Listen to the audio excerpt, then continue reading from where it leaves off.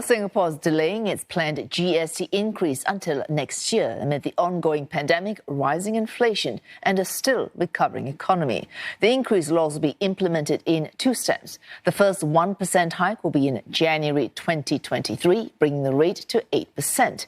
The next 1% hike will be in 2024, bringing the GST to 9%.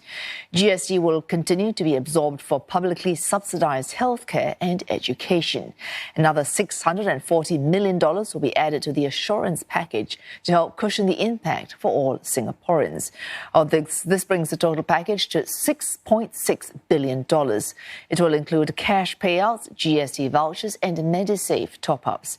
Every Singaporean aged 21 and above will receive cash payouts between $700 and $1,600. The payout will depend on their property ownership and income. The payouts will be disbursed over the next 5 years, the first in December this year. The permanent GST voucher scheme will also be enhanced to neutralise the impact of the GST increase on lower-income households. It will fully offset the total GST that retiree households living in 1 to 4-room HDB flats have to pay.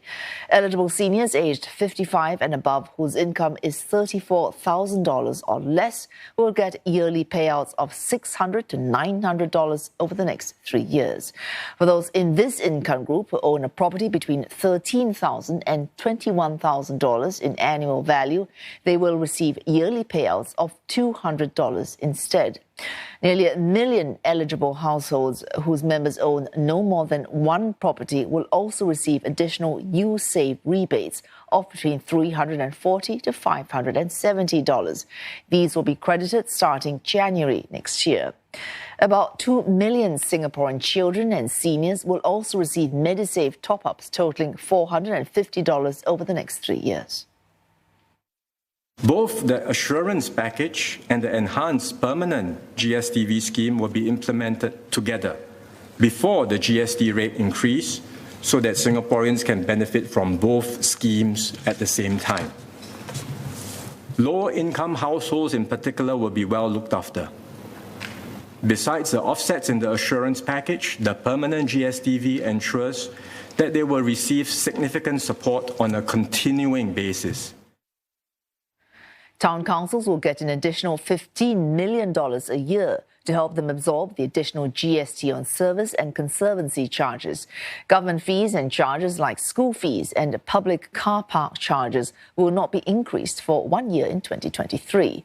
The government will also top up the Citizens Consultative Committee ComCare Fund by $5 million over 5 years. A total of $12 million will also be provided over 4 years to self-help groups like Mendaki and the Eurasian Association.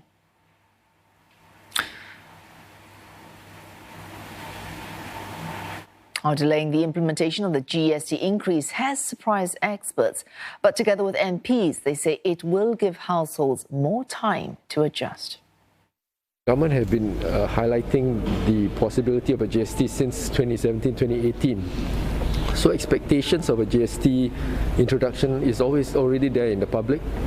I think the worry was, whether GST will be introduced in one go or in phases. So I think the fact that it will be spread out over 2 years, I think it's positive. 2 steps in 2 years, and I think it augurs quite well for some of our preparation. In fact, if you look at the totality of the tax mechanism that's put up, the range of income tax, the wealth tax, I think it's a very, very fair system in that the wealthy is now asked to bear the greater burden. And I think it's something that is very good. In fact, I think it really goes down to what we call a principle-based budget, meaning that we have social needs in Singapore, and now we have very specific revenue sources.